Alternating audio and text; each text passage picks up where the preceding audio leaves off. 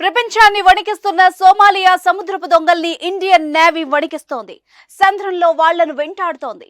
భారత్ దెబ్బకు కాకలు తేరిన సముద్రపు దొంగలు తోకముడుచుకుంటున్నారు.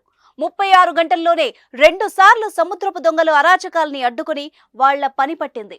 ముందుగా ఇరాన్ కు చెందిన 17 మంది మత్స్యకారులను భారత్ రక్షించింది.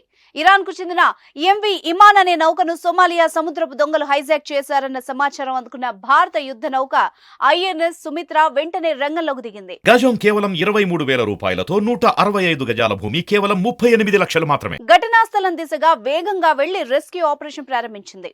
సముద్రపు దొంగలు అదుపులో ఉన్న నౌకను చుట్టుముట్టింది. వెంటనే నౌకలోకి భారత నౌకాదళం ప్రవేశించింది.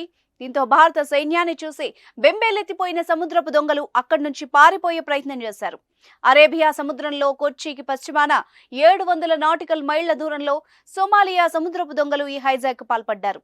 ఇది జరిగిన కొన్ని గంటల్లోనే మరో ఆపరేషన్ చేపట్టి విజయం సాధించింది ఇండియన్ నేవీ. ఇరాన్ జెండాతో వెళ్తున్న మరో నౌకను సోమాలియా సముద్రపు దొంగల నుంచి రక్షించింది. సోమాలియా తూర్పు తీరంలో సముద్రపు వేటకు వెళ్లిన నౌకను 11 మంది సముద్రపు దొంగలు చుట్టుముట్టారు. ఆ నౌకలో 19 మంది పాకిస్తానీ జాతీయులున్నారు.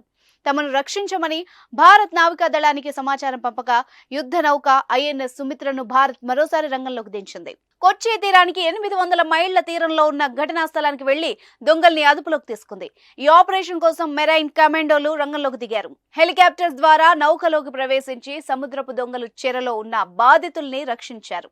దొంగలపై తుపాకీలు ఎక్కుపెట్టిన భారత్ సైనికులు వాళ్లను మోకాళ్లపై కూర్చోబెట్టారు.